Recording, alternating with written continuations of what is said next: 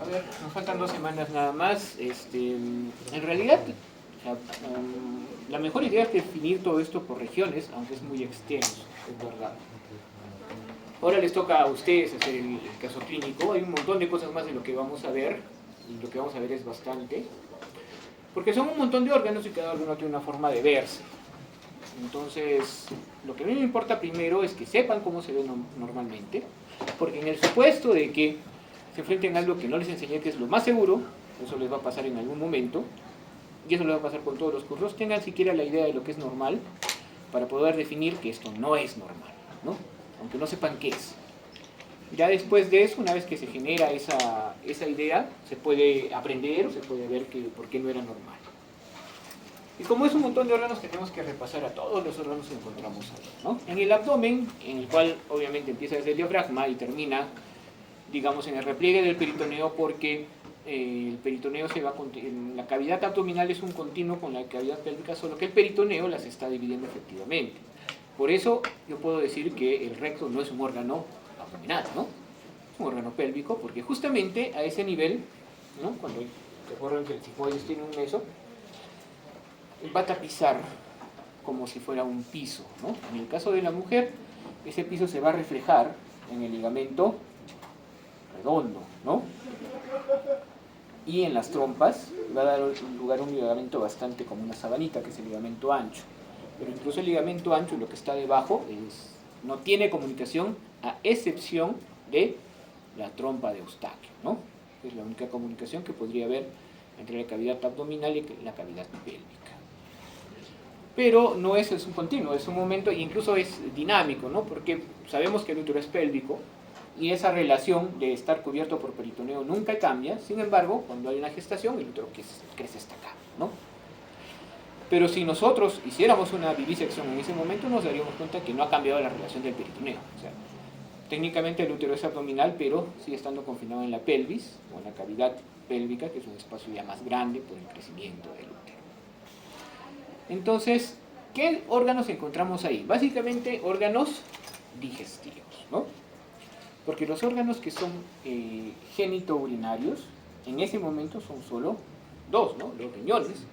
Y los riñones básicamente son retroperitoneales. Eso no quiere decir que no veamos aquí órganos retroperitoneales, ¿no? Los vamos a comentar sucintamente. Pero el primero que queremos ver es el órgano, uno de los más grandes, ¿no? Del cuerpo. ¿Cuál es el otro más grande del cuerpo? La piel, ¿no? Muy bien. La piel es un órgano porque cumple histológicamente el tejido la definición de un órgano, cumple funcionalmente la definición de un órgano también. Entonces, el hígado es un órgano que lo que hace más que todo es metabolizar, ¿no? Y procesar muchas cosas, entre ellas la bilirrubina y los pigmentos, ¿no? Es un órgano bastante grande, está en el hipocondrio derecho. Además está decirles que ustedes ya deben estar hasta aquí, de dividir el hígado, de dividir el abdomen en 9 regiones, ¿no? Entonces, aquí estamos hablando de hipocondrio derecho y de epigastrio. De acuerdo al tamaño puede llegar hasta hipocondrio izquierdo, incluso darse besito con el vaso. No es lo normal y generalmente cuando el hígado está aumentado de tamaño, la hepatomegalia es un signo patológico, ¿no? En muchos de los casos. El hígado tiene dos caras. Acá estamos viendo la primera cara, ¿no? Que es la cara diafragmática. Y la segunda cara es la cara visceral. Esta es una parte inferior de la cara visceral, en la cual hay varias impresiones que en imagenología no las vamos a definir, así que no viene mucho el caso, solo decir que hay impresiones para el colon, hay impresiones para el riñón, y sobre todo hay unos surcos aquí, ¿no? Que nos delimitan una H en la cual en medio está el hilio hepático. ¿Qué es el hilio? Es el lugar donde entran y salen conductos. En este caso entra la vena porta y entra la arteria hepática y sale el conducto hepático común, ¿no? Esa es la H que estamos viendo ahí. Y las otras estructuras que sí a veces son visibles son, en primer lugar, por la cara diafragmática y que sube hasta y que va hacia abajo, el ligamento redondo. El ligamento redondo es un rezago, o mejor dicho, es la vena umbilical obliterada en esa zona, ¿no? Y esto está imbuido en un ligamento que se continúa por aquí, ¿no? Como el ligamento falciforme, por la forma que tiene de una hoja, que se abre en esta zona ¿no? Dando lugar al ligamento coronario. El ligamento coronario que se une una hoja posterior y una hoja anterior hacia el diafragma. Como se abre el ligamento coronario, el diafragma tiene una zona en la cual no hay peritoneo, ¿no? La zona desnuda. Y esto se continúa de los ligamentos triangulares que están en esta zona. Los bordes del hígado son bordes agudos, no son redondeados. El hecho de que sean redondeados, por ejemplo, ya implica patología. Y son bordes lisos. El hecho de que sean rugosos ya implica patología también. Entonces, por eso les digo porque vamos a evaluar, cuando evaluamos una imagen, los bordes hepáticos y estas relaciones, si es que se pueden ver. Sobre todo porque la presencia, ¿no?, en esta zona del ligamento redondo, y más abajo, si mal no recuerdo, acá está la vena cava, acá está la fosa vesicular en este lado, acá está el ligamento de Arancio, el ligamento venoso, nos da un surco, por así decirlo, izquierdo y un surco derecho. Y este surco izquierdo para aquí es el lóbulo izquierdo, ¿no? Y para acá todo esto es el lóbulo derecho, que incluye el lóbulo derecho propiamente dicho, el caudado y el lóbulo cuadrado. Esa es la parte derecha del hígado. Y siempre, en condiciones normales, la parte derecha es más grande que la parte izquierda. ¿Eso puede cambiar? En patología sí puede cambiar. Vamos con el vaso que está en el hipocondrio izquierdo. El vaso tiene una forma como de un riñón o de una media luna, solo que tiene esta cara, ¿no?, para el diafragma, y tiene dos caras más, esta anterior y esta posterior, ¿no? Y en el medio tiene un hilio en el cual llega la arteria esplénica y sale la arteria esplénica. Por ende, como es un hilio con una arteria importante, de ahí salen otras ramas, ¿no? Sale la gastroepiploides izquierda, salen los vasos cortos más arriba para el... Entonces, la esplénica, tanto la vena como la arteria, es una rama importante. Por ende, ahí suelen haber ganglios también. Es un lugar para evaluar ganglios. Ojo, muchas veces hay pequeños vasitos, ¿no?, esplenúnculos, y no se pueden distinguir los ganglios de estos pequeños esplenúnculos que a veces ocasionalmente pueden aparecer. Bueno, la cápsula es más o menos lisa, y como es un parénquima más o menos homogéneo, con una gran cantidad de sinusoides, con una corteza, una medular y unos tabiques, porque uno es una zona de depósito de linfocitos, ¿no?, sobre todo linfocitos B, y por otro lado es una zona de destrucción. Es una zona en la cual el glóbulo rojo, debido a la forma de los sinusoides, a la forma especial que tienen estos sinusoides, el glóbulo rojo, cuando pasa por ahí y ya es viejito y ya no tiene la capacidad elástica que debería tener, ¿no?, en su membrana, se destruye. ¿Y qué pasa cuando se destruye? Libera la hemoglobina, y tiene que hacerse todo un proceso, ¿no?, para que esta hemoglobina sea metabolizada hasta que llegamos a la bilis, ¿no?, al pigmento biliar, a la bilirrubina. De ahí el tema, ¿no?, de la hemoglobina, de la bilirrubina indirecta y directa, ¿no? Cuando hay mucha destrucción acá, pues generalmente hay un aumento indirecto de la bilirrubina. Otro órgano, el páncreas. Este sí es un órgano digestivo como el hígado, ¿no? ¿Qué hace el páncreas? Tiene dos funciones. La exocrina, que es producir amilasa, tripsina, jugo pancreático en general. Y la endocrina, que es producir insulina y glucagón, ¿no? Produce las dos. Se relaciona el páncreas con varios órganos. Para empezar, su cabeza se relaciona muy estrechamente con el duodeno, que viene por aquí. Segundo, la parte anterior se relaciona un poco con el estómago, sí, y un poco con el colon, pero más con el estómago. Por ende, tenemos por aquí el duodeno, tenemos el estómago un poco por arriba y por adelante, y tenemos más adelante también el colon. Es decir, que el páncreas está bien atrás, de hecho es retroperitoneal. Y cuando nosotros veamos imágenes, siempre alrededor del páncreas vamos a encontrar ¿qué? Vasos. ¿Qué vasos deberían estar detrás del páncreas? La arteria aorta va a relacionarse de cierta forma y la vena cava. ¿Okay? Por ahí los tenemos que ver. Y por aquí tenemos que ver la arteria esplénica, que generalmente se ve en la arteria o la vena esplénicas. Otra cosa más, este conducto que se llama el conducto colédoco, no hemos hablado todavía de vías biliares, ¿no? Vamos a ir a ver eso. En el hígado tenemos un órgano que se encarga de contener bilis, no la hace, solo la contiene. ¿Dónde se hace la bilis? En el hígado. Hay un sistema de vías biliares intrahepáticas que desembocan en un conducto izquierdo y un conducto derecho y un conducto izquierdo. De ahí sale un conducto hepático común, ¿no? Y este hepático común continúa su camino hasta que le llega otro conducto llamado el conducto cístico. ¿Ya? ¿Se acuerdan de eso? Cístico, común, parénquima hepático, arteria cística, ¿no? El triángulo de Calvi. Y una vez que este conducto cístico llega al hepático común, estamos hablando del colédoco, ¿no? Todo eso está en el ilio, y generalmente alrededor ya del colédoco podemos encontrar también la vena porta y podemos encontrar también la arteria hepática. Esos son reparos muy importantes cuando se hace ecografía, porque vamos a encontrar la vena porta así, generalmente así, cruzándola de esta forma la arteria hepática y por encima el colédoco. Una vez que encuentras eso, ya sabes que estás viendo el colédoco, lo puedes seguir, si es que se puede, hasta la cabeza del páncreas. Bueno, entonces el colédoco después pasa por el duodeno, ¿no? Entra por el páncreas y va a desembocar en el duodeno, ya saben, en el esfínter de Oddi, ¿no? En la papila mayor. Y justamente ahí estamos viendo cómo llega también el primer conducto, o el más grande, que es el conducto de Birso, en esta zona, ¿no? Puede haber otro accesorio que es el conducto de Santorini.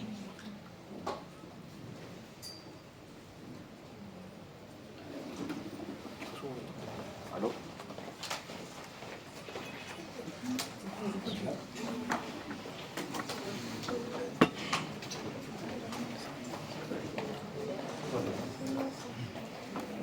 Muy bien. Otra cosa más.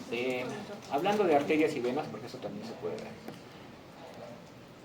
La arteria principal ahí es la aorta abdominal, ¿no? Que cruza por el hiato aórtico y termina más o menos a nivel de L3, L4, dividiéndose en las dos ilíacas. Esta es una división abdominal porque la división siguiente, que es dividir la ilíaca primitiva entre ilíaca externa e interna, generalmente ocurre a nivel de C1 y C2. Entonces ya podemos considerar que es pélvica. Pero esta da muchísimas ramas. En primer lugar, da un tronco muy importante, que también es reparo cuando se hace ecografía y también se mira en la tomografía, que es el tronco celíaco, ¿no? El tronco celíaco que da la arteria esplénica, que ya dijimos, la gástrica izquierda y la hepática. Y de ahí salen otras ramas que, bueno, las vamos a dejar ahí porque tampoco se suelen ver. El siguiente tronco es la arteria mesentérica superior. Estamos hablando de las arterias, digamos, centrales o impares, por así decirlo, ¿ya? La mesentérica superior, que va a dar una rama cólica media para esta zona, ¿no? Una cólica media que se divide en derecha e izquierda, y una cólica derecha y una iliocólica. Y más abajo, como arteria impar, vamos a encontrar también la mesentérica inferior, la cual nos va a dar una cólica izquierda con una rama ascendente y descendente, arterias sigmoideas que se ven aquí, y muy importante la arteria rectal superior, ¿no? Y si con suerte se ve, porque no se suele ver, acá sale una arteria llamada la sacra media. Pero como es muy pequeña y su aporte es poco, no le están poniendo en este dibujo. ¿Qué otra cosa nos falta ahí? Las arterias renales, que también se pueden ver. Las arterias gonadales, que también se pueden ver. ¿Ok? Entonces, yo creo que hasta ahí. De repente puede haber ramitas para la parte posterior, si hay. Pero las más grandes son esas, y no olvidarse, están las renales y las gonadales. Y bueno, si queremos, recuerden que también hay una ramita para la suprarrenal, ¿no? La suprarrenal tiene 3 ramas, una de ellas es de la arteria, otra es de la mesentérica superior, si no recuerdo. En cuestión venosa, ya es un poquito diferente, porque efectivamente si hay un tronco mesentérico que va a venir por aquí. Está la cava, ¿no? Que va a recoger bastante, vienen las ilíacas y también se forma en la cava inferior. Recogen el drenaje de los riñones, ¿no? Por las venas renales. La cava recoge el drenaje de la gónada derecha, ¿no? Sea la vena ovárica o sea la vena testicular. Pero la arteria renal, la vena renal izquierda recoge el drenaje de la gónada izquierda, sea ovario, sea testículo. Y aparte de eso vamos a tener otro sistema, porque la cava se sube y bueno, llega al corazón. Vamos a tener otro sistema que es más que todo digestivo, que al final vamos a tener un tronco mesentérico. Ese tronco mesentérico va a tener también un aporte de la esplénica. En una zona que está debajo del páncreas, por lo menos ecográficamente se ve y también obviamente se va a ver en cualquier imagen, que es el seno portal, ¿no? Básicamente de ahí vamos a empezar a ver a la arteria, a la vena porta, ¿no? Ir hacia el hilo hepático, dividirse en dos venas, la vena derecha y la vena izquierda, o la rama derecha y la rama izquierda, y perderse para luego volver a confluir en tres venas hepáticas, ¿no? La derecha, la media y la izquierda, que van a llegar a la cava inferior. De ahí se acabó toda la circulación, bueno, en la venosa.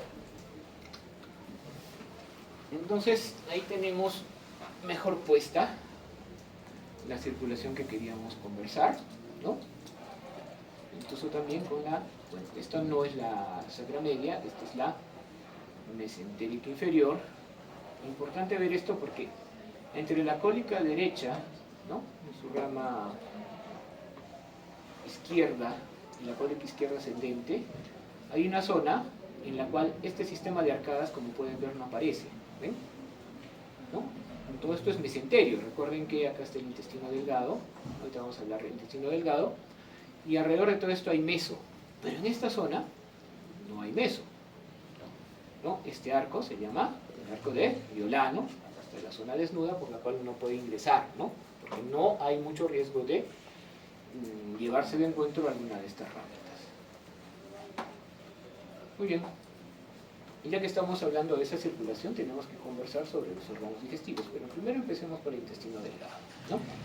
El estómago, del que no hemos hablado mucho, pero lo veremos aquí, tenemos que hablar un poquito del estómago, ¿no? Empieza a nivel del esófago, cuando pasa por el hiato esofágico, y hay un aumento de musculatura llamado el cardias, es un esfínter superior, la incisura angularis y el fondo gástrico, que vendría a ser este, ¿no?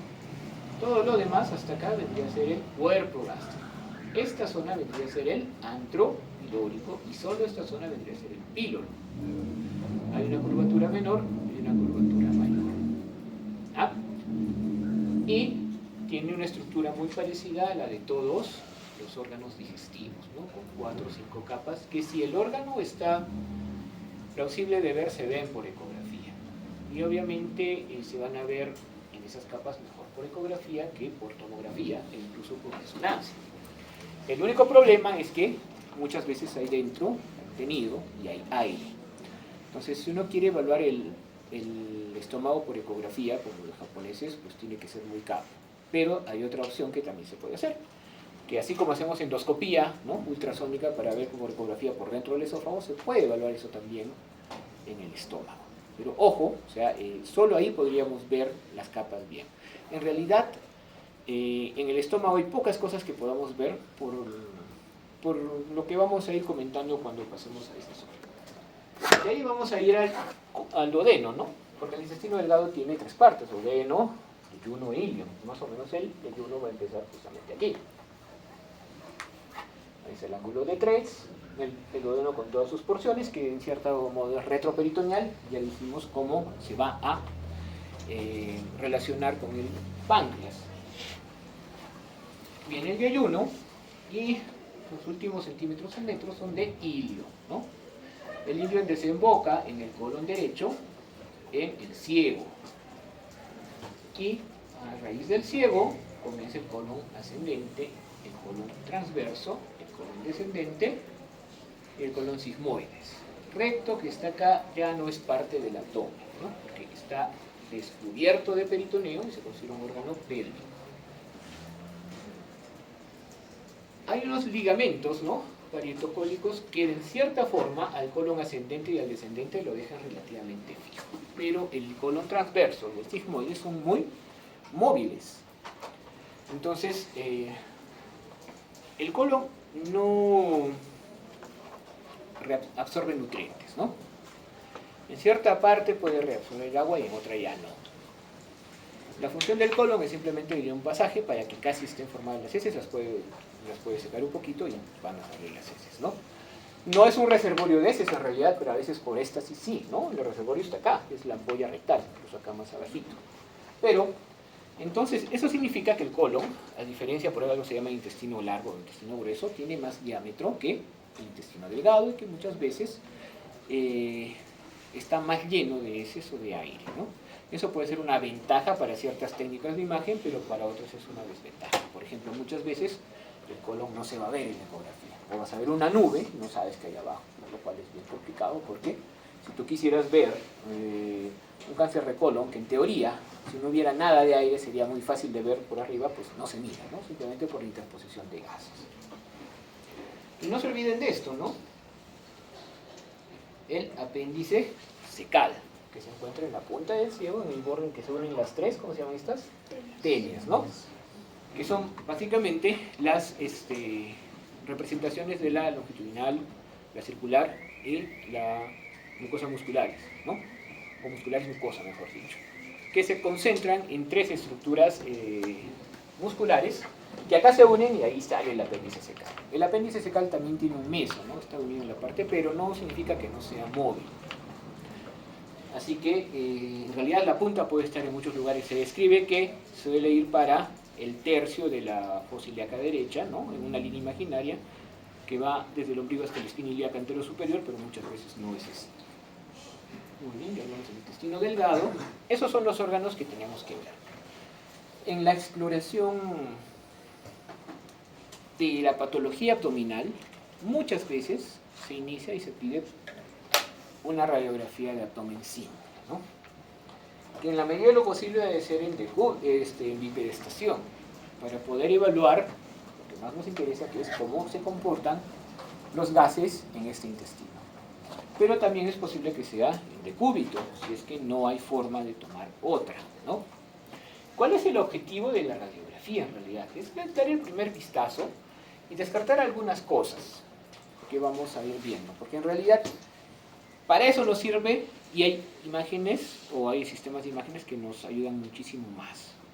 Pero otra vez es más fácil tomar una radiografía que nos va a dar unos signos groseros, pero útiles en el caso de la emergencia, tomar de ahí una ecografía que va a dar mejor interpretación de las imágenes, mejor interpretación de los órganos, y de ahí tomar una tomografía. ¿Cuándo es más conveniente tomar una tomografía? Cuando el paciente está grave y hay una sospecha de un caso en el cual la técnica ecográfica no sea muy conveniente, como por ejemplo, si estoy muy hinchado y tiene muchos gases, la ecografía no me deja ver nada. Mucho dolor, sospechamos por ejemplo una pancreatitis, una disección de aorta. Si se puede tomar la tomografía rápido, la tomamos, ¿no? Porque si yo no veo nada, necesito tener seguridad. Muy bien, entonces, miren, lo primero que vamos a ver acá, que se ve más o menos, porque llega hasta aquí, es el hígado, ¿ya? Como hay una densidad de agua, ¿no?, en el hígado y una densidad de grasa alrededor de él, muchas veces se puede ver el contorno, sobre todo con radiografías digitales, ¿ven? Este es el contorno del lóbulo derecho, que está muy grande, pero es el contorno del lóbulo derecho, ¿ya? En esta zona, por la superposición, acá están los senos costofrénicos, si ven una parte más gruesita que otra, justamente por que es la representación de la zona anterior y la zona posterior, pero en esta zona, por eso mismo, no podemos definir el lóbulo izquierdo, más se define el lóbulo derecho. Hay importancia en esto porque la densidad es o grasa o agua, ¿no? Y hay una pequeña densidad de grasa que lo define. Si hubiera densidad de aire, ya es otra cosa, y eso ocurre muchas veces, hasta de forma iatrogénica. O sea, decir iatrogénico es que ha sido provocado por nosotros, ¿no? Sin darle connotación buena o mala. Entonces, por iatrogenia, si yo opero a alguien de la laparoscopía, le voy a tener que hinchar la barriga para poder ver, entonces le meto bastante CO2, ¿no? Y bueno, le doy de alta a los 2 días y a los 3 días, al otro día viene el doctor, me está doliendo demasiado acá, me he tomado una radiografía y ves que hay aire ahí. Y es normal, porque el CO2 se va a reabsorber, pero no se reabsorbe de un día para otro. Entonces muchas veces ahí podemos ver aire. Ahora, si no hay antecedente de nada que hayamos hecho, ¿no? De alguna operación o de una laparoscopía, y yo veo hoy ahí, es antiguo porque algo se ha roto, ¿no? Miren aquí, voy a tratar de hacerlo un poquito más grande.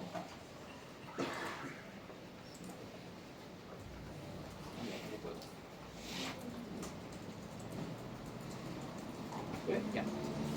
La silueta, ¿ven?, del riñón derecho es bastante visible. ¿Por qué? Por la fascia de Gerota y la grasa que está alrededor, ¿no? Entonces sí se ve la silueta renal. ¿Qué información me aporta? Se ve la silueta renal, no sé si de repente por una tosis o algo, pero se mira. De igual forma se puede ver más o menos la silueta izquierda, pero es mucho más notoria la silueta derecha y miren aquí la silueta del psoas, que viene por acá. Sobre todo esa. Otra cosa que podemos ver, que de repente no la vemos ahí bien,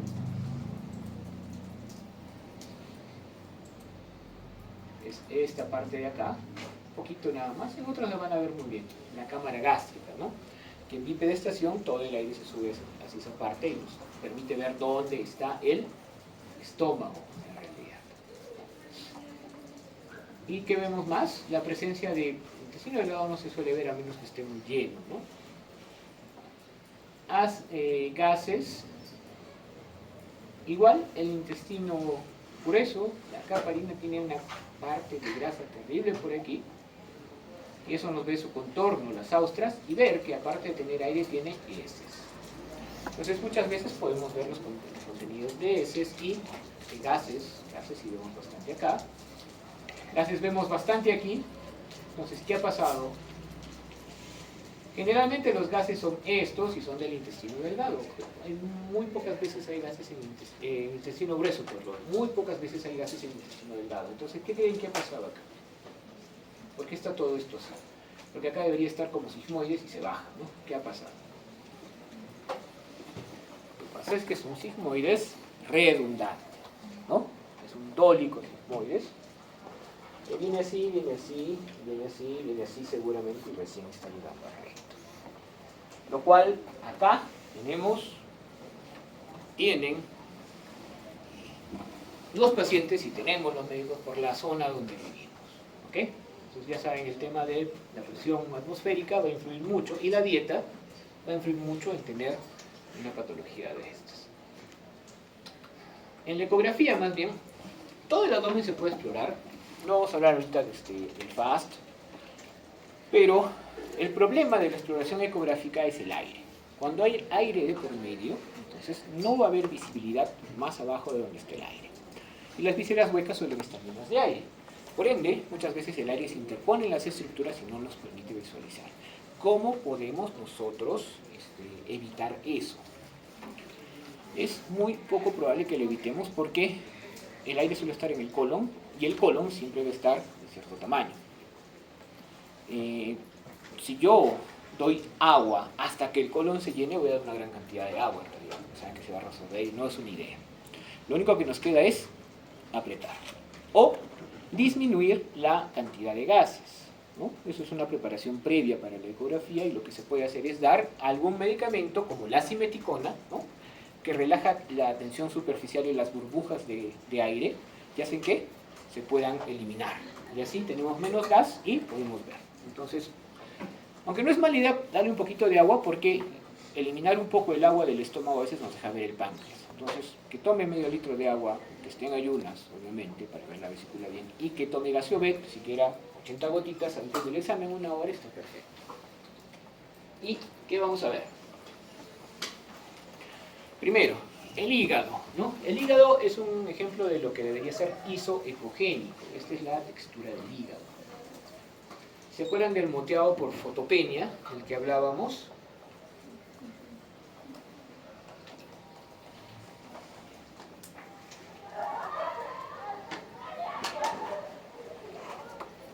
Ya. Entonces, eso es algo que parece bastante acá. La ecografía, y no solo el hígado, sino todo, suele tener un patrón, ¿no? Todo órgano sólido en la ecografía también tiene un patrón. Ese se llama su patrón de granulado, ¿no? O de Speckle. Es como que fueran varios puntitos, eso es normal. Y la forma que estamos viendo ahí es lo más normal para la ecografía. Un poco de hiperecogenicidad de lo que tenga pared, o sea, de vasos y conductos biliares, pero no mucha. Y que sea un poquito más ecogénico que el riñón. O que sea de la misma ecogenicidad. En personas que son delgadas van a ser del mismo color. Uno diría, no, está mal el riñón, pero no. Está bien, siempre y cuando tenga buen tamaño y todo lo demás. Entonces, obviamente estamos viendo aquí el riñón derecho, el hígado, estamos viendo su diámetro longitudinal, que es lo que se suele medir, que debe ser no más de 15 a 16 centímetros. Si es más, entonces estamos hablando de una hepatomegalia, ¿no? Y la hepatomegalia se asocia a varias cosas, hígado graso, hepatitis, etcétera, etcétera. ¿Qué más? Vamos a explorar el ilio. No tenemos ecografía del ilio, pero lo que les dije en algún momento aparece colédoco, porta y la arteria hepática.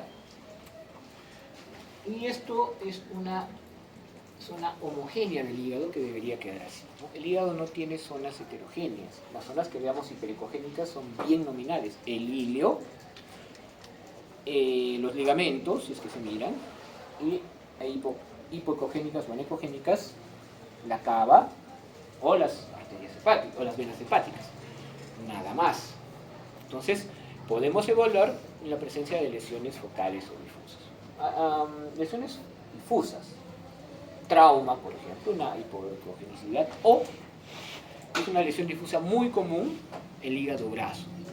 La esteatosis va a producir aumento de la ecogenicidad del hígado y muchas veces se da por parches, ¿no? Es una esteatosis parchada, como que fueran dos países distintos con un borde, ¿no? Se llama borde geográfico y es muy notorio. Muy bien. La vesícula tiene forma de pera, es lo más normal, pero si has comido va a ser bien delgadita y su pared se va a engrosar, pero no se engruesa la pared de una sola vez, sino en varias capas. Recuerden que la pared va a tener su mucosa, su muscular, su serosa, etc. Entonces uno ve varias capitas y la vesícula bien delgadita. No es bueno evaluarlo así porque no se nota nada, pero se llama así semicolapsada. Y a veces la vesícula, sin una perita, tiene este doblez, ¿verdad? O sea, es como que fuera así y se dobla bastante, ¿ya? Como el gorro de Lick, es así. Eso es el gorro frigio y es también una variante normal de la vesícula. Eso no quiere decir que la vesícula pueda tener otras formas, como ahí, por ejemplo, y estar bien. Ahí esta vesícula está siendo rechazada por esto, que debe ser el duodeno, y por eso está teniendo esa forma. Lo que a mí me importa es el tamaño, ¿ya? El diámetro de la vesícula no son milímetros, son 4 centímetros, perdón, ¿ya? El diámetro de la vesícula, o sea, esto debe ser menor de 4. Y generalmente este diámetro mayor debe ser menor de 10, ¿ya? Eso es importante porque, si quieren pueden esperar.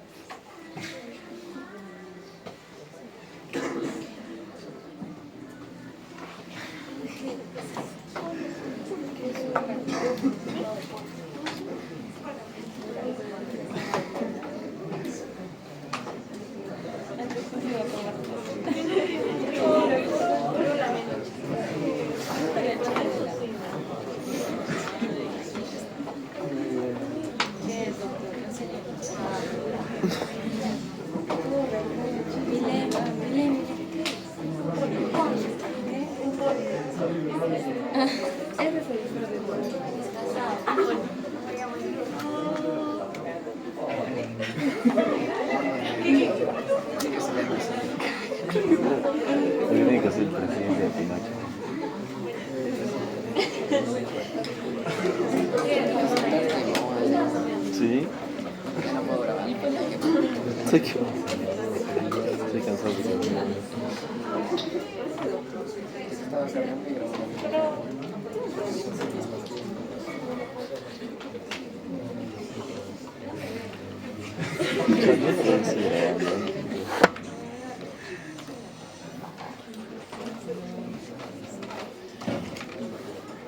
¿A ustedes les parece eso bonito?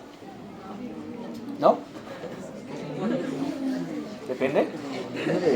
Sí, eso decían una vez en el trabajo, por ejemplo, ¿no?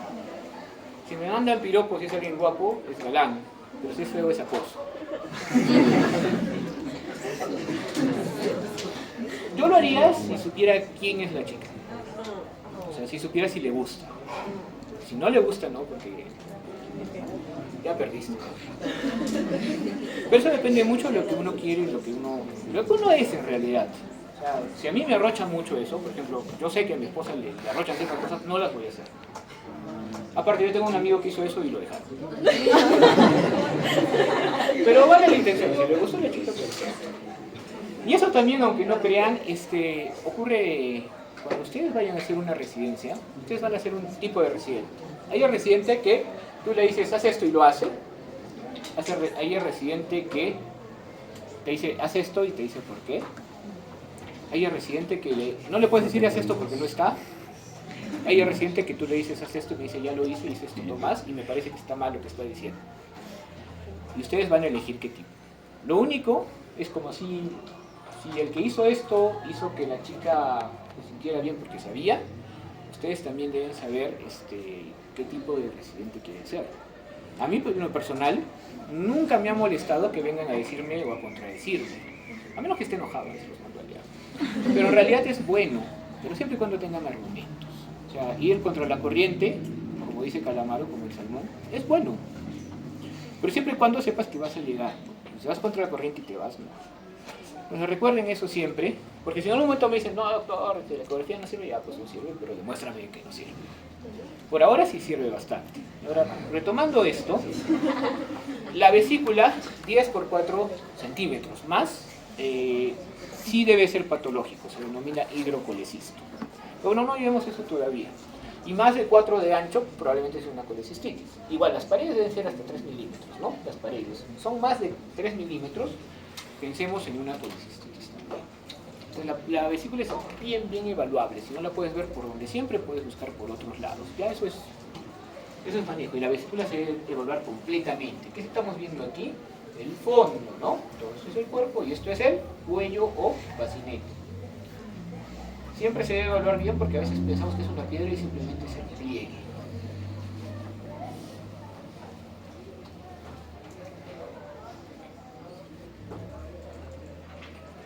El otro órgano que podemos evaluar bastante bien es el páncreas. A veces, por normalidad, el hígado, como pueden ver, está delante del páncreas y no pasa nada, pero a veces está el estómago. Entonces el estómago con sus gases no nos va a dejar ver. Sin embargo, si tomamos agua así, entonces, a menos que sea un paciente ya demasiado englobado, un sapito, ¿no? En algún momento se va a dejar ver el páncreas. El páncreas tiene las siguientes partes, como lo vimos, ¿no? La cabeza, el cuello está acá, el cuerpo y la bola. ¿Qué estamos viendo aquí? Que ya les dije, no es la arteria, sino la vena esplénica, ¿ya? Aquí llega el tronco mesentérico y ahí confluye el seno portal. ¿Y qué sería esto? Esto que ven aquí, que van a ver siempre en las ecografías, es el cuerpo vertebral, ¿ya? ¿Qué sería esto? Una bolita redondita.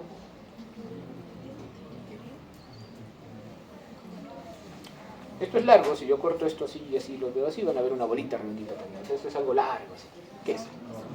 La aorta abdominal, ¿ya? Y aquí sería la cava que está rechazada justamente por eso.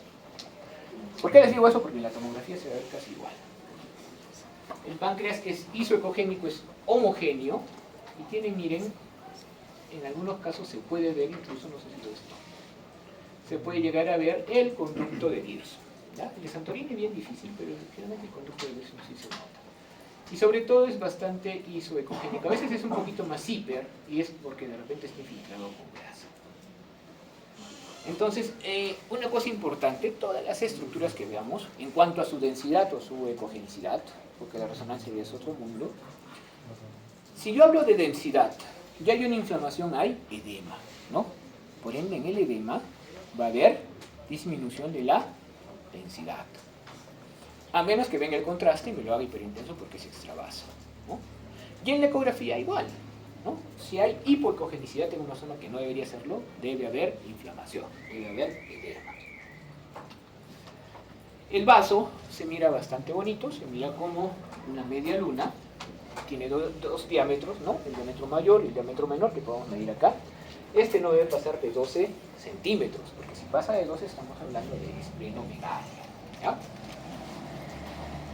Siempre lo vamos a encontrar cerquita al riñón izquierdo, y por aquí podemos ver el hilio y a veces podemos ver esplenúnculos.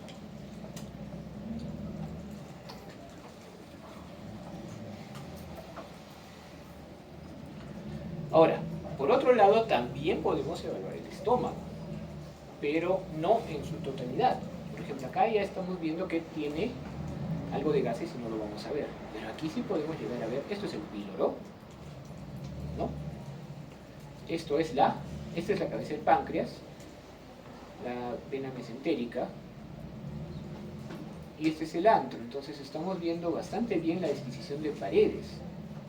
Desde acá, 1, 2, 3, 4, 5 paredes, o 5 interfaces que suele tener la pared. Se puede ver bastante bien y podemos ver la primera pared, o sea, sí podemos ver la mucosa engrosada, pero no va a aparecer en todos los pacientes. Lo que sí podemos ver, si es que se deja ver, es los contornos de la pared. Nosotros, que no tenemos una incidencia de cáncer gástrico ni tan no somos muy duchos en eso, pero sí, gente de Asia, como chinos, japoneses, coreanos, que tienen experiencia en eso, pueden llegar a ver o a diagnosticar un cáncer gástrico simplemente haciendo una ecografía por acá. Para nosotros eso no es muy bueno. Lo mejor que se puede hacer para diagnosticar un cáncer gástrico es una endoscopía y una biopsia, ¿no? El intestino delgado ni el intestino grueso los vamos a ver realmente. El apéndice se carece. Para hablar de tomografía, nos vamos a ir acá. Lo tienen en su aula virtual. Tengo aquí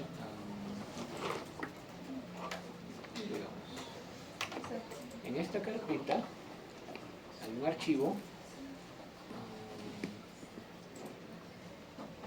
que quiero descargar.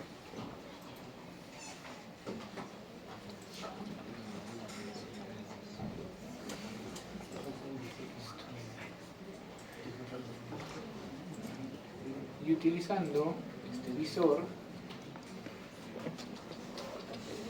que está en internet, lo podemos ver, ¿no?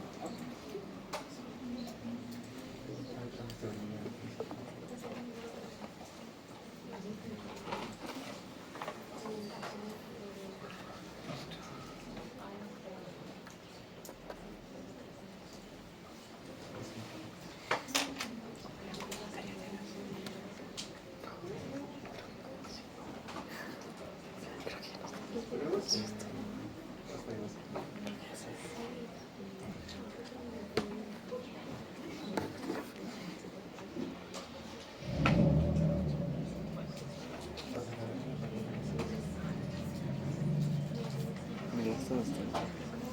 Creo que ya se está deteniendo porque tengo poco de batería. No, sí, ya tengo video. ¿Dónde está? No sé, bro, no sé. No sé, pero debe quedar como 3. Sí, ya quedó ya.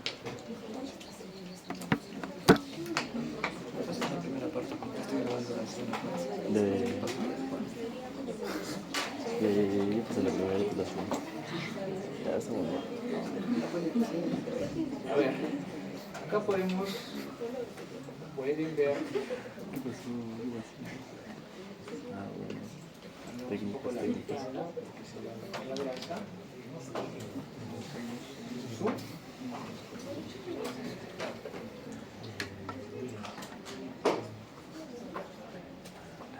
Y llegamos a ver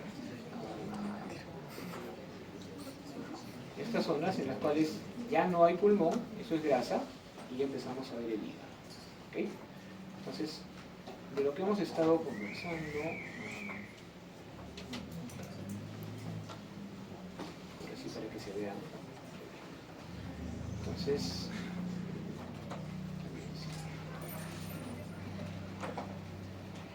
muy bien. ¿Qué es esto? ¿Qué sería esto del hígado?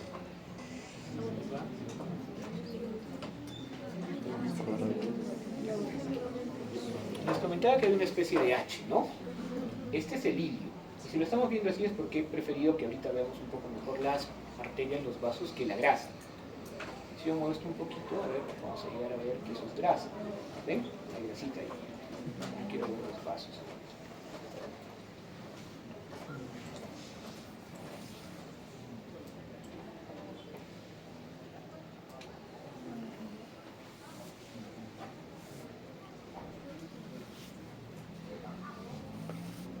Entonces, ¿qué habría acá? El ligamento falciforme, el ligamento coronal. Y acá el ligamento de Arancio. ¿Y qué sería esto entonces? Porque en la H tenemos para este lado, como les dije, ¿no? Otra vez el ligamento redondo y el ligamento de Arancio. Y acá tenemos la vesícula, que creo que sí la ven bastante bien esta vez. ¿Y qué tenemos acá abajo?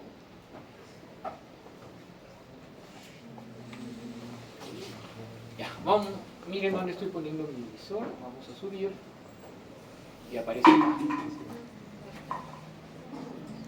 ¿Qué es esto? A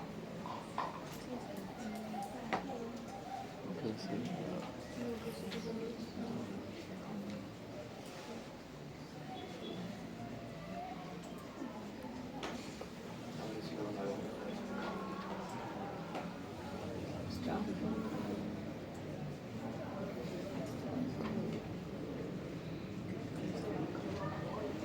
¿Ven? Algo que sale de acá, ¿sigue hasta aquí?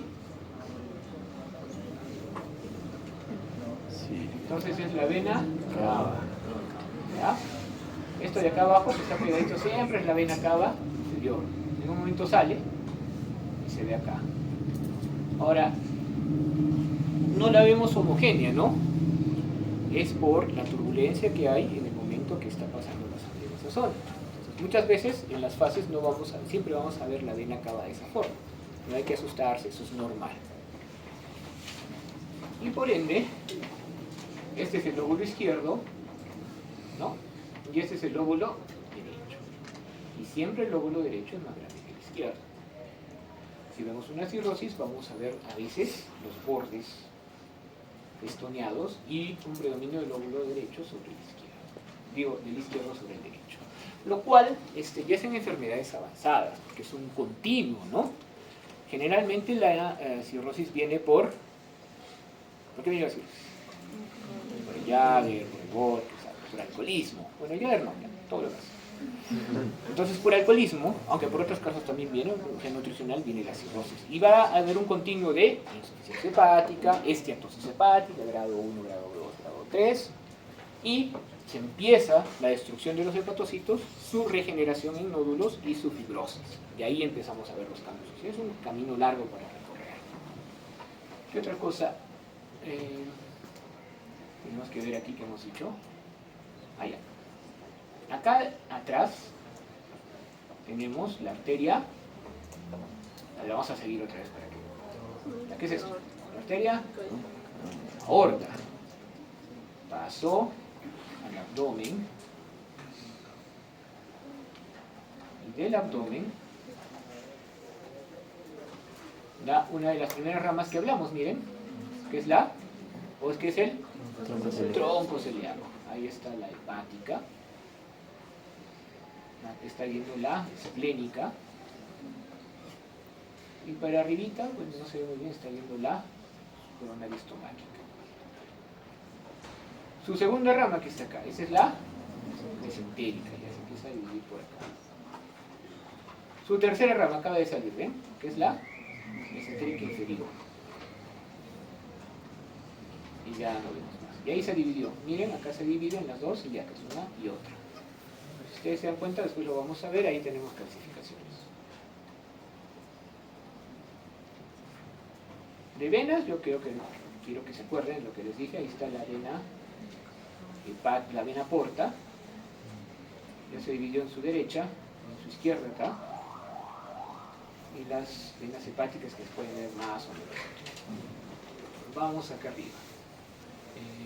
Acá está el esófago, y ahí justo se abre el esófago, ese es el cardiac, y encontramos el estómago. Como el estómago está lleno, y esto es líquido, casi todas sus paredes son más o menos homogéneas. Pero si el estómago no estuviera tan lleno, sus paredes van a ser muy heterogéneas. En realidad pueden tener este grosor o este y ser normal. Y dado que yo quiero ver tumores que se van a expresar mucho como engrosamiento de la pared, en realidad la ecografía no me hace un favor para diagnosticar cáncer gástrico.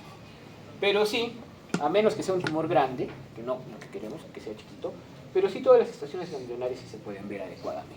Entonces, diagnóstico de cáncer gástrico, endoscopía y su biopsia. Pero la tomografía es importante para el estadiaje, ¿no? Para ver cuánto avanzó la lesión. Aquí ya hay estómago y no había cardias. Entonces, esta parte de acá es el fondo. Todo esto es cuerpo y solo esto es el ancho pilórico. Ahí está el píloro, este es el píloro y este es el duodeno. ¿Ok? Y acá vemos este órgano de acá, que es el... Miren la forma que tiene, tiene una cabecita, tiene cuerpo, tiene cola. Y aparte de eso se relaciona con el duodeno. Y aparte de eso, vamos a ver, acá no se nota bien, pero sí se relaciona con el coledo. Este es el páncreas. Por ende, este que vemos acá es el vaso. ¿Ya? Miren lo que les decía. Esto es un esplenúnculo, no es una bolita ahí. Es un esplenúnculo, no es una adenopatía ni nada por el estilo.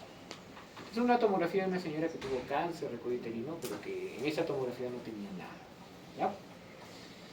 Muy bien, seguimos viendo, vamos a terminar ahorita. Miren las arterias, aquí podemos ver la renal izquierda, la renal derecha. La arteria que se viene por aquí pero no se nota muy bien. Y vamos a cambiar un poquito esto.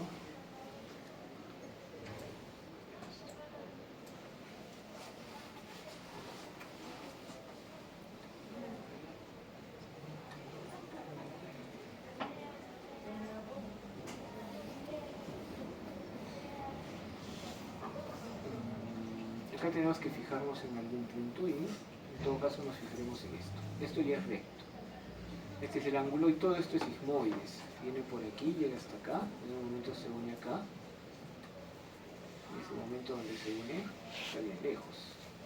Todo esto también. Al final está llegando acá. ¿Okay?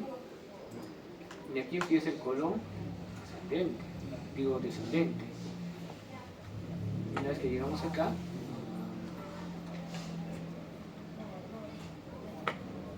este de aquí es el colon transverso. Hay mucha redundancia que es el colon ascendente. Aquí también el colon ascendente. Y hay algo que sí podemos ver acá. ¿Ven esto? No tengo zoom aquí. Vale.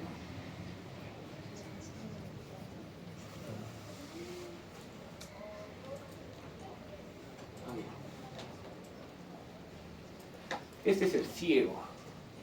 Y este es el apéndice cecal. ¿Ya? Un poquito de negro para atrás.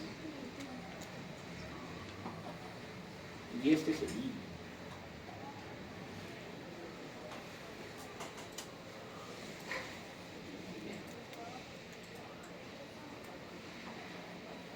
Entonces, aquí podemos evaluar todos los órganos con bastante precisión en realidad. Y una cosa importante, por más gas que haya, esto no me oscurece nada. ¿Okay? Puedo evaluar todos los órganos con total precisión. ¿Qué cambios encontramos en la resonancia? La resonancia ya sería un tercer nivel, o sea, nadie pediría una resonancia de inicio. ¿Por qué? Porque los diagnósticos que nos interesan de urgencia o crítico se pueden hacer bien con lo que hemos hablado hasta ahora. Pero sí la resonancia tiene muchísimo valor. Por ejemplo, aquí, por la forma como se proyectan, hemos visto que no hemos llegado a ver el coléoco, por ejemplo. Muchas veces las piedras en el coléoco, por ser pequeñas, no se notan. Y el ecografista debe ser muy diestro para sacarlas. Entonces, muchas veces recurrimos a una colangioresonancia, ¿no?, que potencia los líquidos y nos puede dar una buena idea del árbol biliar. Y obviamente, cuando encuentre un una piedra, esta piedra, hecha de sales de colesterol con calcio, va a tener una señal muy baja, no va a dar señal. Entonces, es muy notorio ver una piedra en una colangioresonancia. Eso como último paso si esto no se ve en otro lado. Por otro lado, también nos puede hacer distinguir la colangioresonancia entre una piedra y un tumor, ¿no? Un colangiocarcinoma, por ejemplo. Otra cosa más, aquí es muy importante la evaluación de las fases, puesto que en el hígado, no lo vamos a ver solo para que sepan, las lesiones focales pueden dar diferentes fases, y esas diferentes fases nos pueden ayudar a definir el diagnóstico, ¿no? Puede ser una hiperplasia nodular focal, un adenoma o incluso un cáncer hepático viendo eso. Dejemos acá. Los casos que tenemos aquí son sobre todo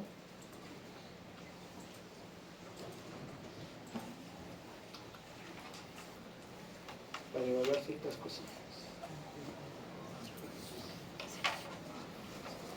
Muy bien. Esto es bastante fácil. Paciente de 8 años, ictericia, coluria, colia, náuseas, vómitos, bilirrubinemia, predominio directo, dolor del canto derecho. Muy bien. ¿Qué más deberíamos de tomar? ¿Algo más?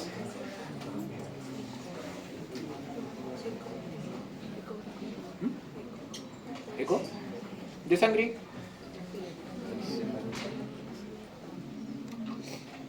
Antígenos de... no sean malos, hepatitis B, no. Solo hepatitis A. Antígenos, dice hepatitis A o... yo añadiría nada más una TG o TGP, nada más. ¿Ya? Tal vez un hemograma. ¿Por qué? Porque hay casos raros en los cuales las hepatitis A son fulminantes. Así que mejor evaluar TG o TGP para ver si no están muy subidos. Pero si nos decidimos por una ecografía, vamos a encontrar que la ecogenicidad en general es más o menos homogénea, pero vemos esto, ¿ven? Puntitos por ahí y puntitos por allá. Como hay edema, ¿no?, va a haber hipoecogenicidad difusa, pero se van a conservar todos los órganos que tienen una pared. Es decir, que van a ser hiperecogénicas las vías biliares o los vasos hepáticos. Por ende, como las vías biliares van disminuyendo su tamaño y los vasos también, vamos a ver una serie de puntos que se conoce como el patrón en cielo estrellado, que es característico de una inflamación hepática, no de la hepatitis. O sea, la hepatitis como hepatitis por lo que sea así, no de la A. Entonces, si encontramos eso, hay una hepatitis y hay que buscar por qué. Bueno, niño, y todo lo que estamos diciendo es más da para una hepatitis A, ¿no? Puede haber ascitis también, pero eso es más complicado. Hay lo otro que sí estamos viendo aquí. La pared de la vesícula suele engrosarse. El engrosamiento de la pared vesicular es una reacción de inflamación. No tiene más que eso. Una apendicitis también nos podría dar un engrosamiento de la pared, por ejemplo, ¿no? Hoy había una señora que tenía la pared engrosada, pero básicamente porque todavía tiene un proceso por su radioterapia, ¿no? Hay una inflamación del intestino. Y eso calma después. O sea, todo lo que veamos que puede ser aparatoso, la pared puede engrosarse hasta 2 centímetros, 3, después va a calmar. Otro paciente con dolor en el punto derecho, pero vive en Sabandía. ¿Qué exámenes debería tomarme si encuentro esta imagen? Puedes apagar la luz, creo que se va a ver un poquito mejor.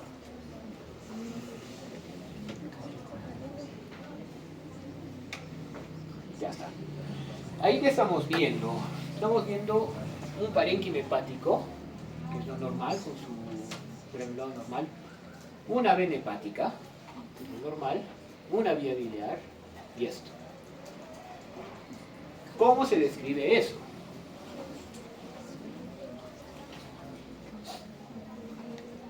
Es una imagen heterogénea, ¿no? Con focos hiperecogénicos, ¿se notan? Y su delimitación bien delimitada, porque está bien delimitada, por lo menos acá. Ya está. De ahí a pensar qué es. los tumores malignos no se suelen calcificar. Es lo único que yo podría decir de encontrar esta hipericogenicidad, ¿ya? Los tumores malignos no se suelen clasificar, los benignos sí, cualquier tipo de tumor benigno. Pero también es raro que haya un tumor benigno. Entonces, ¿qué se puede clasificar en el hígado? Aparte de los tumores benignos. Los quistes, sobre todo los quistes hidratídicos, como en este caso. Entonces, ¿qué deberíamos tomar a ese paciente? Un ELISA, ¿no? Para evaluar si efectivamente tiene quinococosis y si tiene pues un tratamiento adecuado. Que bueno, está calcificado. La clasificación de Garvey, que es, a ver, esta es de la OMS, no, esta es la de Garvey, ya nos incluye también los grados 4 y 5, que este es un quiste ya muerto, este muerto y este todavía, ¿no? Estaríamos entre este y este. Entonces, probablemente es un quiste que no sea funcional. De todas maneras, el ELISA para ver la carga, y si la carga es baja, operar no sería una opción en realidad. De hecho, si no duele, no se opera, sino antiparasitarios y a ver cómo va, ¿no? El tema es cuando tiene el peligro de romperse, porque el líquido dentro, muy aparte de la siembra, ¿no?, de los Scolex, el líquido es muy irritante, ¿no?, y puede provocar hasta un shock. Y esa es la clasificación, tanto en ecografía como en tomografía, como en resonancia. Este es el signo del loto, del agua, ¿no?, que lo podemos ver también en rayos X.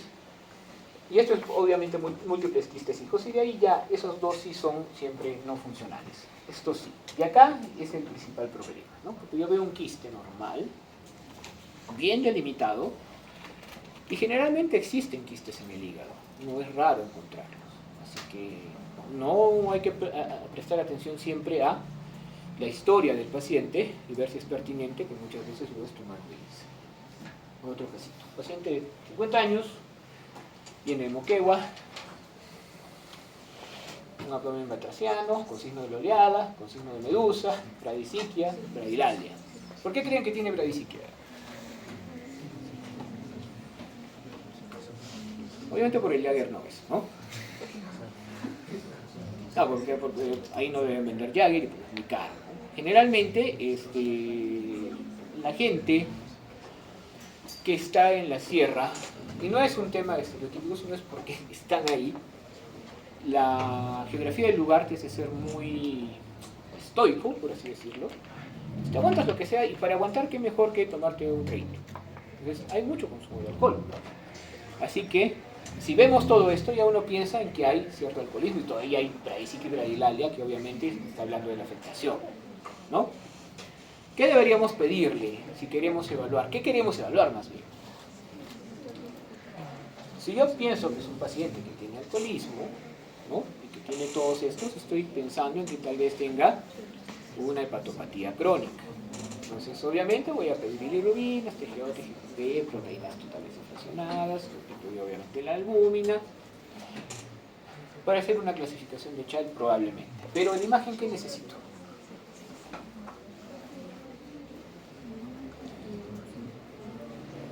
¿Qué creen? ¿Un átomo? Un átomo me ayuda, ¿no? Pero también los signos en la ecografía son bastante claros. Entonces, primero, cuando hay hepatopatía crónica, ya progresa a cirrosis, porque hay muchos grados de hepatopatía crónica, ¿no? Podríamos ver solo este patrón, que es el patrón de granulado grueso, ¿ya? O sea, se informa como aumento del patrón de granulado, y se dan cuenta que es como fueran granos más, porque hay nódulos de regeneración. Y de hecho, los nódulos regenerativos, que también aparecen en la periferia, son los que dan este aspecto, ¿no?, lobulado. Puede haber nódulos francos como este, que está acá. El diámetro de la vena porta puede aumentar a 16, 18, 20 milímetros, ¿no?, obviamente por la redistribución. La redistribución del flujo venoso causa ¿qué? Lo que estamos haciendo en ese momento, ¿no?, el signo de la cabeza de medusa, porque hay bastante de la circulación de las venas superficiales, y eso también va a impactar, obviamente, en toda la circulación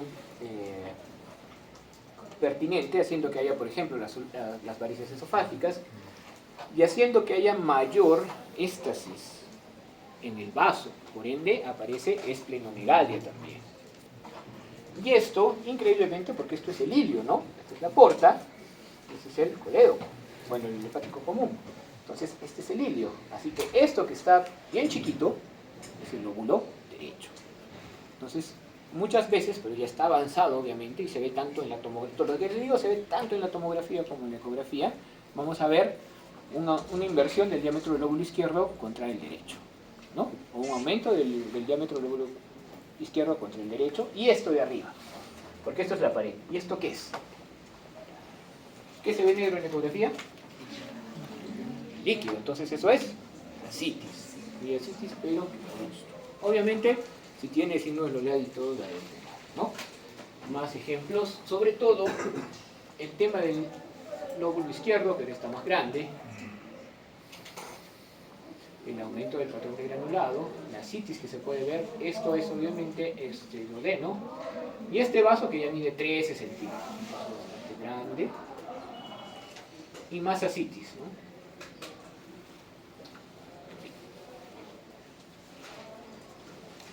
A ver.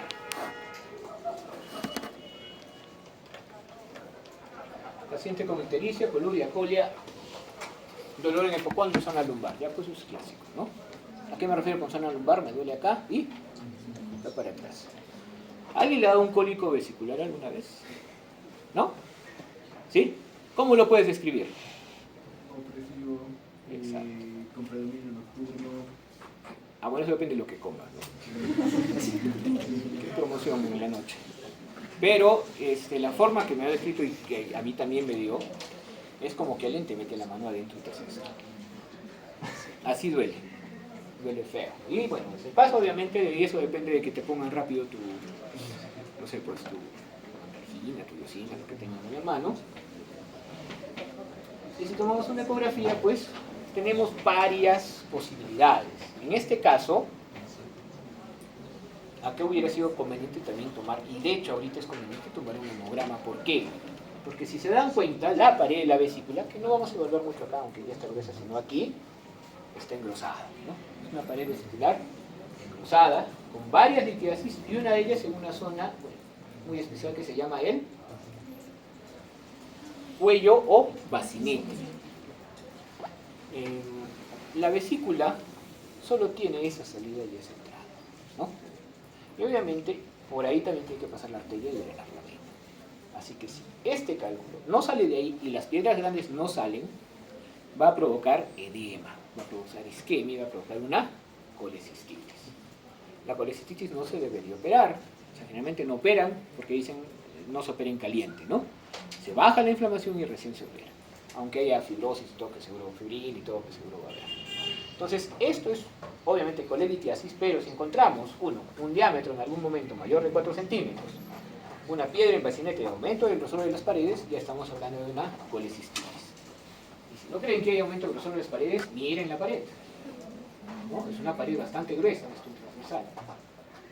Ahora, aquí sí podemos ver bastante bonito la vena corta, ¿okay? Y la arteria hepática. Y esto de acá es el colédoco, también está aumentado de tamaño. Ahora ver por qué. Vamos a buscar esto. Muy bien. Ya dijimos todo esto. Perfecto.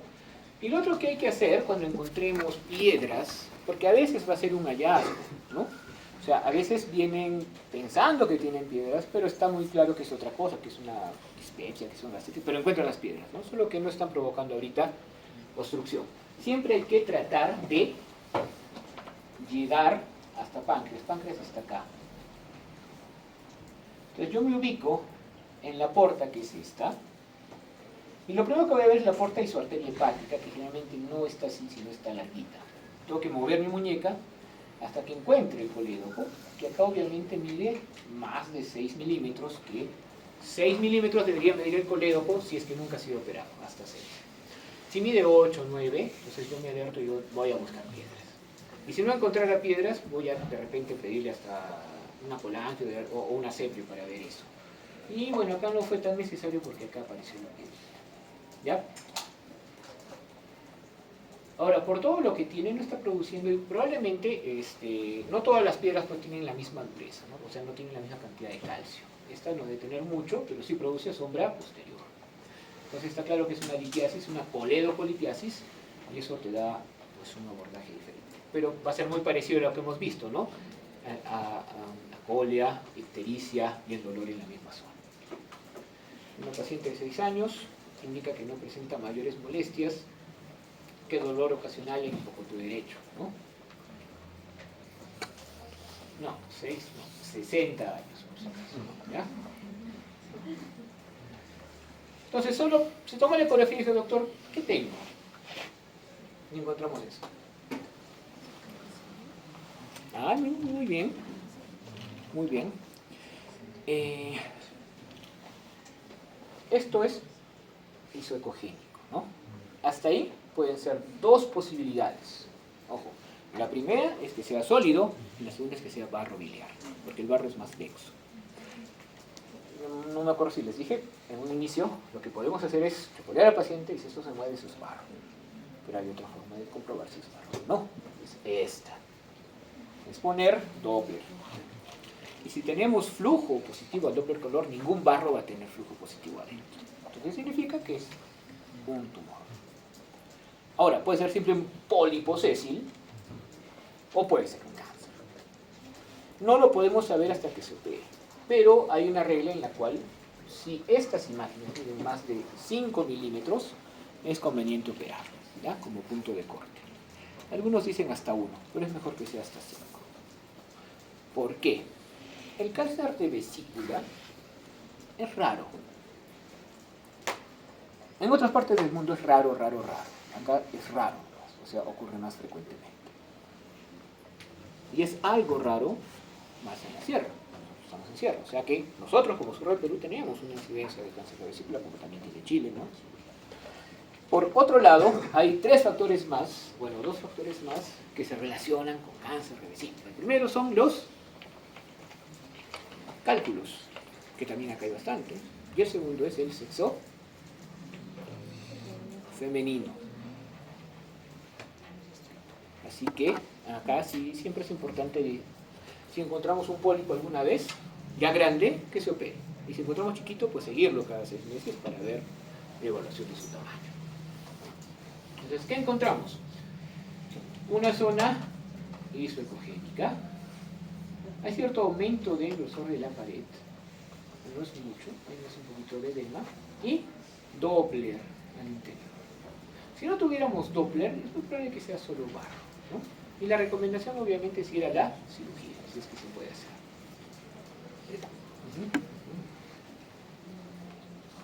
El problema es que muchas veces cuando duele, ya infiltrar el hígado, infiltrar la pared, tiene ganglios, y el pronóstico realmente en esos momentos es malo. Una paciente de 40 años, tiene sobrepeso, náuseas y vómitos. Está con taquicardia, tiene leucocitosis. Ha tenido otros episodios, pero este es muy intenso.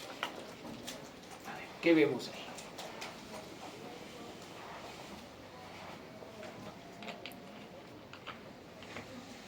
¿Qué órgano creen que estamos viendo?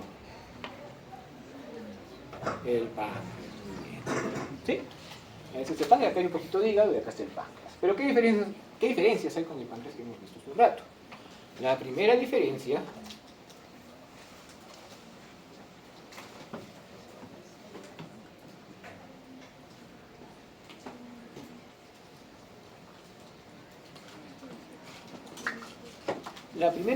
que podemos ver es que los bordes no son definidos, ¿ya? La segunda es que está un poco más hipocogénico, sobre todo acá. Y la tercera es que moviendo un poco más, igual los bordes no están muy definidos, incluso están como rotos, y esto. El conducto de Wilson está muy, pero muy anchito. Entonces ahí hay una inflamación. Eso es una pancreatitis. Suerte porque muchas veces no se ve, ¿no? Entonces, ¿qué me hace sospechar de la pancreatitis? El hecho de que el dolor sea fuerte, ¿no? El hecho de cómo aparece el dolor, el que haya tenido otros episodios, porque muchas veces esto viene también por cálculos, me hace pensar bastante, ¿no? El sobrepeso y todo lo demás más. Y si no se mira, ¿qué sería lo siguiente? O bueno, hay algo que deberíamos hacer, correr de paralelo a cualquier imagen que hubiéramos querido tomar, ¿no? Lo primero era también hacerle una lipasa y una amilasa. Ya si había aumento de la amilasa, aunque yo no vea nada en la ecografía, está salió el diagnóstico, pero solo para confirmar, si no lo veo en la eco, debería ir a una tomografía, ¿no? Entonces, eso es lo que podemos encontrar en una pancreatitis, y casi lo mismo podemos encontrar en una tomografía, por si acaso. Otro caso. Un paciente que acude por trauma, ¿no? Por accidente de tránsito, está hipotenso, está taquicárdico, muy quejumbroso, de hecho solo se queja, no recibe órdenes, pero está despierto, entonces está en una especie de sopor leve. Y todo el abdomen izquierdo tiene defensa muscular, ¿sí? Y lo que encontramos es esto. La ecogenicidad o la densidad del vaso es muy parecida a la del hígado, ¿no? Sobre todo cuando hay contraste. Entonces vemos que hay un reemplazo por una zona más hipoecogénica. Ya comentamos de que cuando la sangre se extravasa, ya no capta contraste generalmente. Hay un aumento del tamaño del vaso, como podemos ver allá, con una heterogenicidad de densidad. Eso significa que hay una hemorragia en esa zona, aunque contenida, ¿no? Entonces había una laceración esplénica. Lo cual es muy común porque el hígado es una víscera sólida y está en una zona complicada, porque se rompe una costilla y se rompe el vaso. ¿Qué hacemos?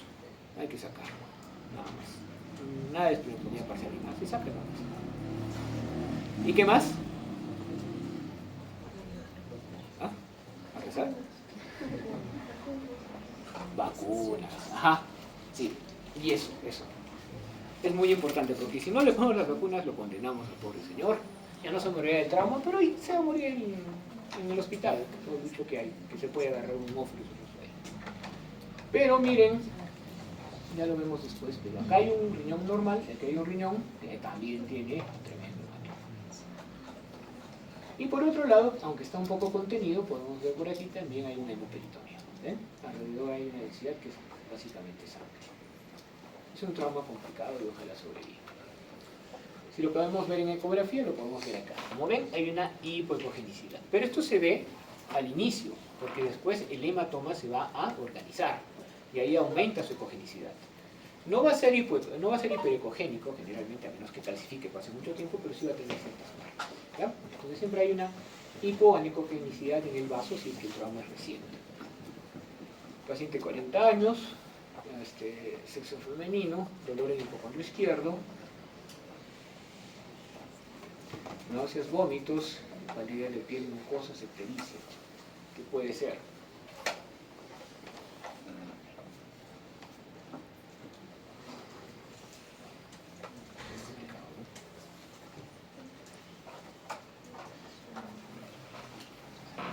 El dolor lo puede dar el vaso simplemente por aumento de la cápsula. La cápsula obviamente es un peritoneo visceral, ¿no?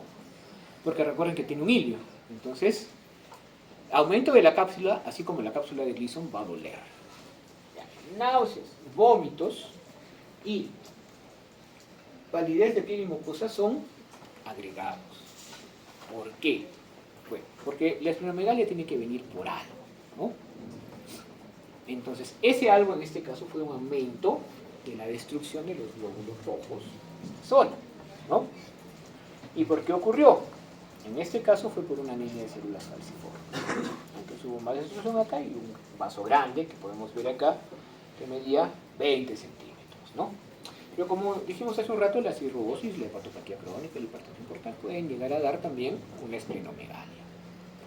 Y generalmente hay dolor. Y es un dolor relativamente agudo. El dolor del colon, que también podría estar ahí, porque a veces cuando hay colon irritable puede doler acá, duele como que estuviera hinchado, como que alguien tuviera inflado un globito adentro, te está doliendo. Y ese dolor no, pues un dolor más fuerte, por así decirlo, y más agudo. Otro caso, 55 años, sexo femenino, dispepsia, saciedad precoz, pendiente una endoscopía, pero todavía no se lo van a hacer y dice, ¿qué otra cosa me podría hacer porque quería ir avanzando mi diagnóstico? ¿Qué me puedo tomar? ¿Qué le recomendamos? ¿Una resonancia, una tomografía, una ecografía?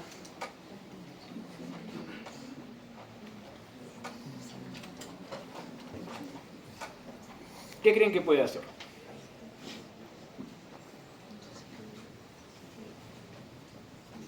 ¿Qué nos podría descartar más cosas? Lo más probable es que no tenga, así si lo vemos así, que no tenga nada. Una dispepsia tal vez, ¿no? Gastritis crónica. Entonces, la verdad que ningún examen nos va a ayudar como quisiéramos. La mejor idea sería, ¿sabe qué? Hacerse una endoscopía. Pero, si estamos pensando en que pudiese haber una úlcera, la úlcera sí la podríamos ver, ¿no? ¿Y cómo la podemos ver? En un examen de doble contraste.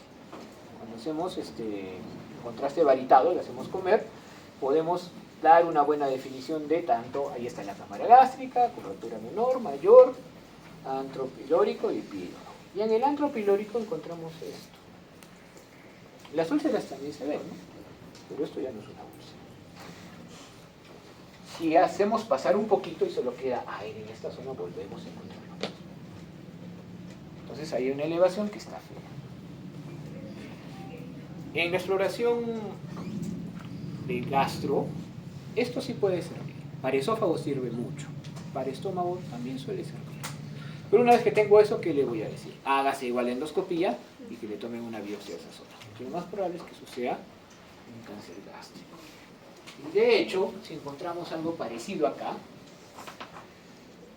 también, porque aquí, comparando las dos, ¿ok? Eso es a nivel del antro también, comparando las dos paredes, sí está aumentada. Y no solo está aumentada, sino estamos viendo zonas de aire dentro de la pared. ¿Recuerdan que les dije que la pared puede ser un poco más, un poco menos gruesa? Sí, pero no a este nivel. No a este nivel. Entonces, sí, ahí podemos decir que hay un tumor. Y lo mismo acá, que ya también es nivel japonés y podemos llegar a hacer una ecografía y encontrar engrosamiento de la pared. Es muy probable que sea un cáncer gástrico. Pero aún así, con todo eso, no reemplaza que se tiene que hacer una endoscopía y se tiene que tomar una biopsia. Eso es lo que se tiene que hacer ante la sospecha. ¿Ya?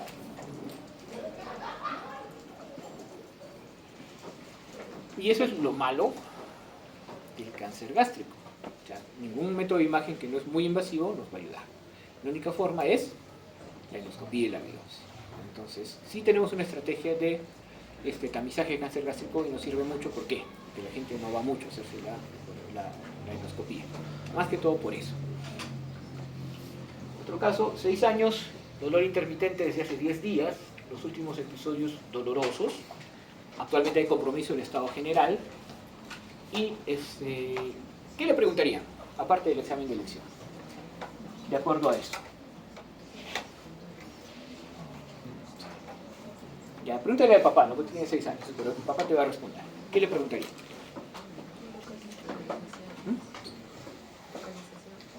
¿Ya? Acá. ¿Se realiza el Ya, sí realiza. Diarrea media roja. Ah, ya, ¿no? No, pero con eso, siempre hay que preguntarle cómo está haciendo. Pues lo interesante es esto. Eso sí es bien clásico. Sí, lo habré visto un par de veces, pero sí es clásico, ¿no? La intususcepción, si tenemos el transductor lineal, sobre todo, nos va a dar ese signo, ¿no? El signo de la diana.